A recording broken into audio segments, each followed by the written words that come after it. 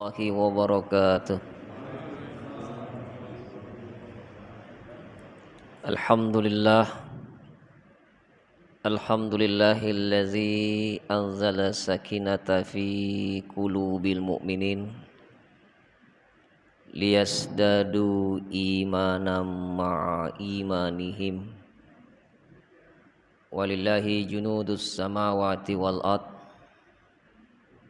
Wa kana Allaha aliman hakima. Asyhadu an la ilaha illallah wahdahu la syarikalah wa asyhadu anna Muhammadan abduhu wa rasuluh. Allahumma salli wa sallim ala sayyidina Muhammad wa ala alihi wa sahbihi ajma'in. Subhanaka la ilma lana illa ma 'allamtana innaka antal alimul hakim. Rabbi shrah li sadri wa yassir li amri wahlul 'uqdatam min lisani yafqahu qawli. Rabbi zidni ilma warzuqni fahma. Amin ya rabbal alamin. Segala puja dan puji hanya milik Allah yang setiap saat kita memujinya, setiap detak jantung, setiap aliran darah yang mengalir dalam tubuh kita, setiap tarikan napas dan hembusan napas, kita tetap memuji Allah dalam keadaan apapun. Saat kita sehat, tetap memuji Allah. Saat kita sedang sakit, kita pun terus memuji Allah. Karena tidak ada kata yang terbaik yang keluar dari lisan ini hanya memuji, menyebut nama Allah yang menciptakan kita. Dialah Allah satu-satunya Tuhan kita yang betul-betul mengetahui persis siapa diri kita yang sebenarnya ini. Dialah Allah satu-satunya Tuhan kita yang maha mendengar dari setiap kata yang keluar dari lisan ini. Dialah Allah satu-satunya Tuhan kita yang maha menyaksikan dari setiap dosa-dosa yang pernah kita lakukan. Dosa yang kita lakukan secara terang-terangan, bahkan dosa-dosa yang pernah kita lakukan secara sembunyi-sembunyi, dan pasti kelak nanti di akhirat akan diminta pertanggungjawaban oleh Allah Subhanahu wa taala. Beriring salam kepada baginda besar Muhammad sallallahu alaihi wasallam, kepada keluarga, sahabat, begitu juga pengikutnya yang setia. Mudah-mudahan diri-diri ini akan diberikan syafaat melalui baginda besar Muhammad sallallahu alaihi wasallam, dan kita yang hadir di sini dan keluarganya insyaallah akan diakui sebagai umatnya Nabi Muhammad sallallahu alaihi wasallam. Bapak-bapak, ibu-ibu yang saya hormati, perjalanan hidup kita ini banyak diuji dengan kepahitan atau banyak diuji dengan kesenangan? Jawab. Banyak. Bergantung. Kalau hidupnya susah, pahit. Kalau hidupnya banyak senang, banyak senang.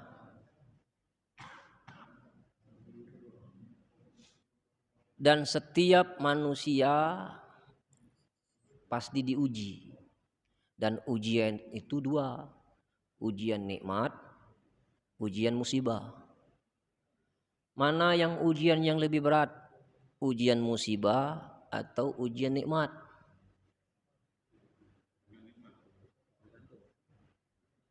Tergantung lagi.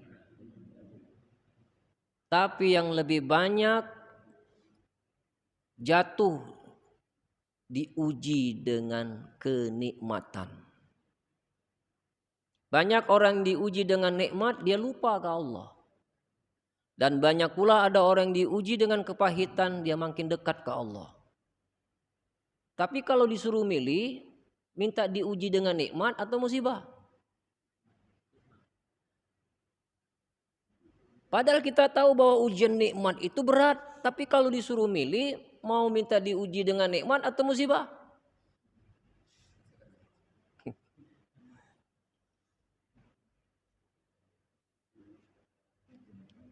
Akal mengatakan ingin dapat ujian nikmat, karena akal itu cenderung ingin mendapatkan keuntungan.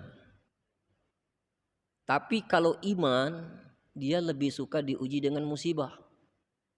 Kenapa? Dengan kepahitan itu dia bisa menjadi dekat ke Allah.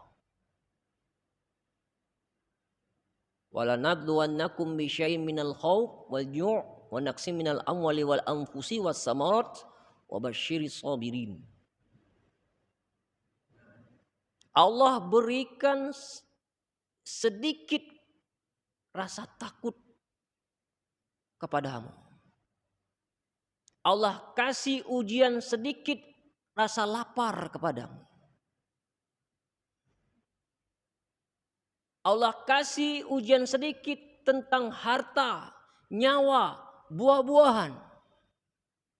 Berarti Allah itu menguji kita itu sedikit. Sekarang kita masih hidup nih. Banyak sehat atau banyak sakit? Sehat.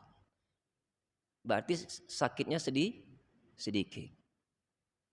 Kita kalau kena jerawat, banyak jerawatnya atau masih banyak tempat jerawatnya? Masih banyak tempatnya, berarti sedikit. Kita kena penyakit, sakit mata. Yang lain sakit tidak? Telinga sehat, hidung sehat, mulut sehat, paru-paru sehat, jantung sehat. Sedikit.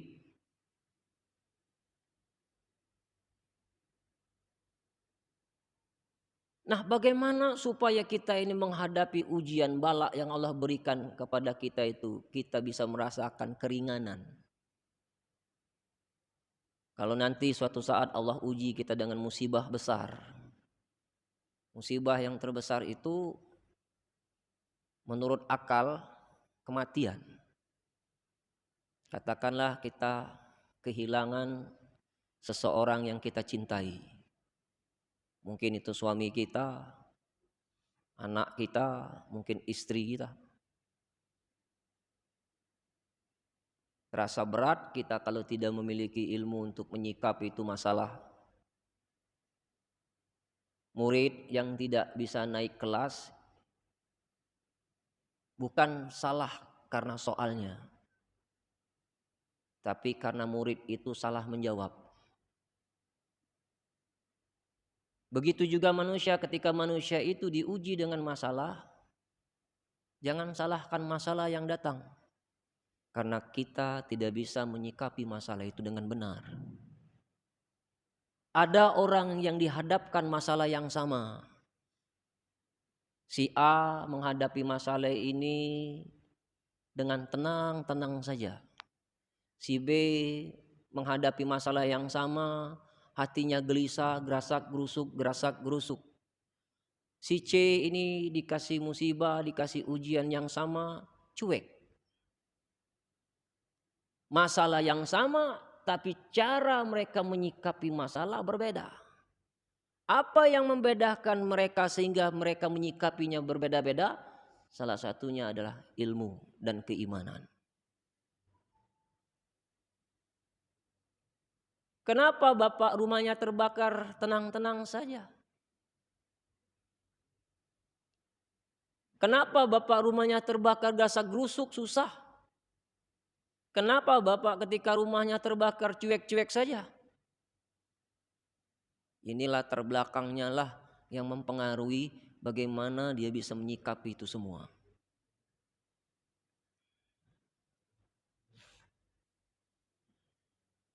Masalah yang terbesar dalam hidup kita itu bukan masalah yang datang. Tapi masalah yang terbesar dalam hidup kita itu, apakah kita dekat dengan Allah atau tidak. Jadi sekecil apapun masalah yang sedang kita hadapi, musibah apapun yang sedang kita hadapi pada saat ini, jikalau sekecil apapun musibah itu atau masalah itu, kalau Allah tidak menolong kita, demi Allah masalah itu tidak akan pernah selesai.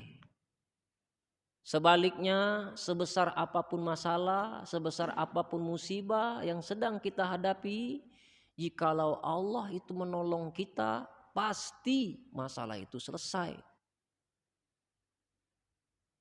Pasti.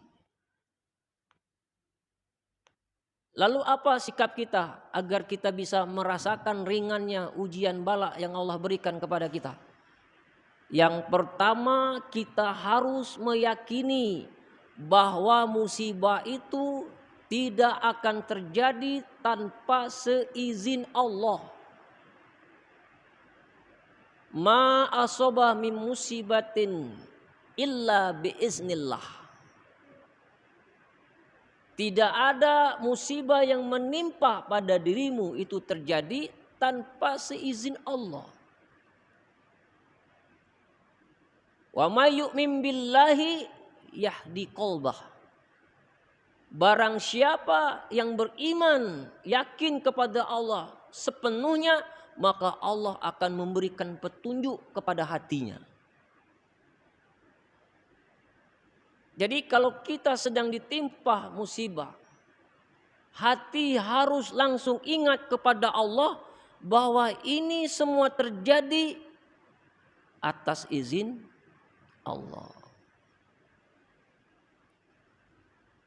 Sudah ringan nih.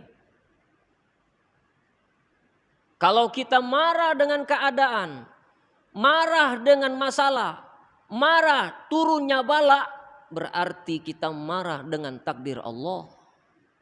Berarti kita belum beriman kepada takdir buruk yang menimpa dalam hidup kita ini. Murtad. Keluar dari agama Islam. Tidak sedikit ada orang yang ketika dikasih musibah, dikasih masalah, depresi, stres, akhirnya gila. Yang membuat manusia itu makin stres, makin depresi itu adalah banyak mikir, sedikit zikir. Mikirnya banyak, ingat Allah sedikit, itu jadi stres. Yang benar? Yang benar? Yang benar, Pak Umar? Banyak zikir, banyak mikir. Banyak mikir, sedikit zikir. Stres. Yang benar itu setiap mikir jadi zikir. Jadi kalau kita dapat musibah, dapat masalah, berpikir langsung ingat Allah. Yahdi qalbah. Allah akan kasih petunjuk ke dalam hatinya. Sendal hilang, langsung ingat Allah. Ya Allah, sandalku hilang ya Allah.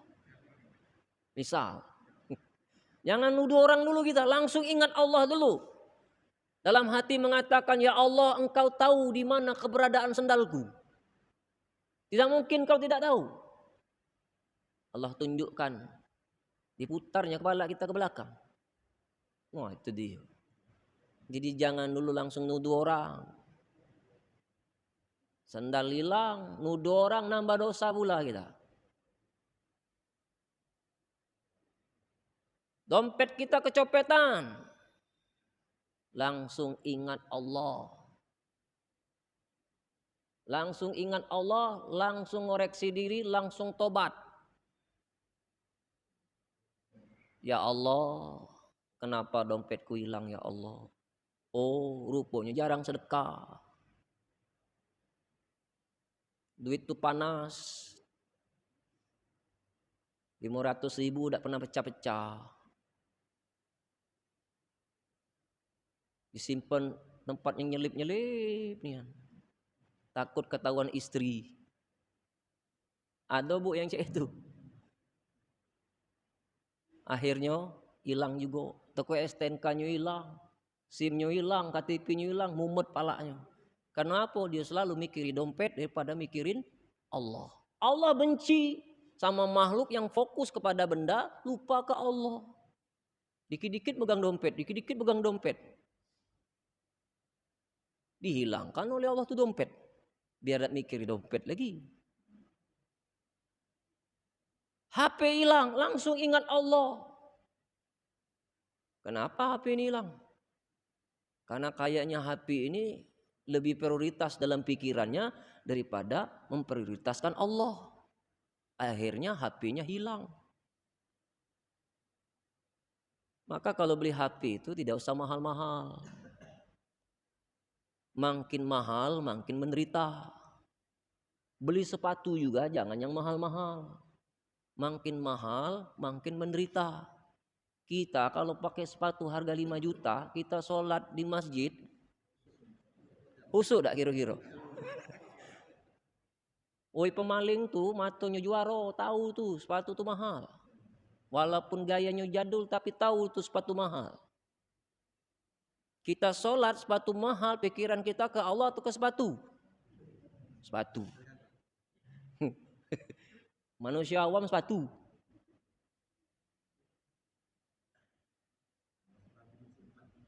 Maka carilah sepatu tuh yang harga-harga itu di bawah 100. Kalau hilang juga tidak apa-apa. Kalau harga sepatu itu 5 juta, siap-siap saja, pasti hilang sepatu. Coba kita kalau punya barang yang tidak terlalu kita sayang, tidak hilang Pak. Sesuatu yang kita sayang-sayang, itulah yang bakal hilang. Sama anak, jangan juga terlalu sayang, nanti hilang tuh. Sama istri juga sama, jangan terlalu sayang, nanti hilang tuh istri. Ibu juga jangan terlalu sayang sama suami, nanti hilang tuh suami. Karena Allah tahu hati kita lebih fokus kepada selain Allah. Nah, mudah-mudahan yang pertama tadi bisa meringankan kita kalau kita dihadapkan, dibenturkan oleh Allah musibah. Langsung ingat ke Allah bahwa ini terjadi atas izin Allah. Inna lillahi wa inna ilaihi raji'un. Itu yang pertama. Yang kedua, bagaimana meringankan ujian bala atau musibah yang Allah karuniakan kepada kita. Kita harus tetap berbaik sangka ke Allah. Allah itu maha baik. Allah itu maha penyayang, maha pengasih. Dan tidak mungkin Allah itu zolim kepada hambanya. Tidak mungkin. La ilaha illa anta subhanaka inni kuntu minaz zalimin. Tidak ada Tuhan kecuali Allah. Tidak ada yang bisa menyelesaikan masalah musibah ini kecuali Allah. Tidak ada yang bisa menghibur hatiku kecuali Allah. Tidak ada yang bisa membuat hatiku tentram kecuali Allah. Tidak ada yang bisa melapangkan hatiku kecuali Allah. Subhanaka, maha suci Allah. Allah maha suci dan Allah tidak pernah punya niat buruk. Allah tidak punya niat untuk membinasakan ciptaannya. Allah maha suci dan sepatutnya lah kita harus tetap berbaik sangka kepada Allah. Yang harus kita ingat itu adalah kuntum minaz zalimin. Sesungguhnya aku ini orang yang zalim. Surah An-Anbiya, surah ke-21 ayat 87 Bu. La ilaha illa anta subhanaka inni kuntu minaz zalimin. Kenapa kita harus berbaik sangka?